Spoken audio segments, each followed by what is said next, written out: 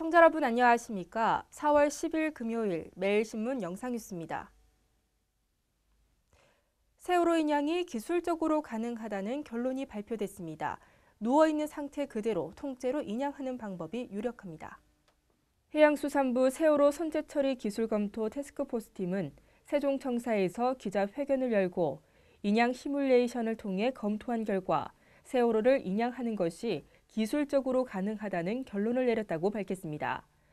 태스크포스팀은 인양 방법으로 해상 크레인과 플로팅 독을 함께 활용하는 방안이 상대적으로 안전하고 실종자 유실과 훼손을 최소화할 수 있을 것으로 분석됐다고 설명했습니다. 태스크포스팀은 맹골 수도처럼 조류가 거센 해역에서 세월호 규모의 대형 여객선을 이 같은 방식으로 통째로 인양한 사례가 전 세계적으로도 없다고 밝혔습니다. 세월호 선체 인양 비용과 기간에 대해서는 정상적인 날씨 조건이 지속된다는 전제하에 인양 기간은 약 1년, 비용은 약 1,000억 원이 소요될 것으로 분석됐습니다.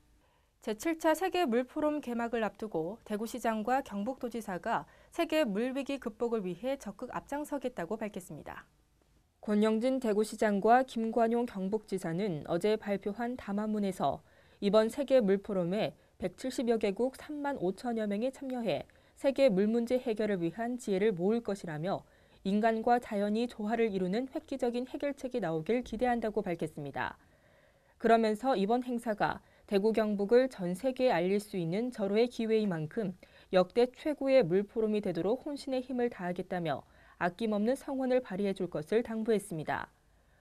오는 일요일 개막하는 제7차 세계 물포럼은 우리 미래를 위한 물이라는 슬로건 아래 300개 이상의 세션과 시민 포럼, 박람회 등이 열립니다. 세계 각국 고위 인사의 세계 물포럼 방문을 앞두고 경찰이 안전훈련을 강화하는 등 촉각을 곤두세우고 있습니다. 대구경찰청은 제7차 세계 물포럼에 참여하는 국내외 VIP들의 안전과 행사 성공을 위해 구물망 경호를 다짐했습니다. 이번 행사에는 정상급 8명, 장차관급 78명, 국회의원급 49명, 지방정부 대표급 32명 등 국내외 고위 인사가 총 출동합니다. 대구 유사일에 가장 많은 VIP들이 대구에 모이는 만큼 경찰은 어느 때보다 경비 경호에 촉각을 곤두세우고 있습니다. 특히 외빈 근접 경호에 대비해 대구경찰청은 지난해 2월 특공대나 특수부대 출신 가운데 경호 경험자 위주로 50여 명을 뽑아 근접 경호팀을 조직해 정기적으로 교육하는 등 꾸준히 준비해왔습니다. 대구경찰청 관계자는 근접 경호 신청이 들어오면 국가 위상과 우리나라와의 우호 관계, 우리나라에 대한 기여도 등을 종합적으로 판단하고 경찰청 본청과 외교부가 협의를 거쳐 대상자를 선별한다고 말했습니다. 대구의 한 초등학교에서 학부모가 교실에 들어와 담임을 폭행해 경찰이 수사에 나섰습니다. 해당 학부모는 자신의 아들을 때린 뒤 제대로 사과를 하지 않아 화가 났다고 말했습니다. 대구 수성경찰서는 대구의 한 초등학교 교실에서 담임교사에게 폭력을 휘두른 혐의로 학부모 42살 B씨를 불구속 입건했습니다.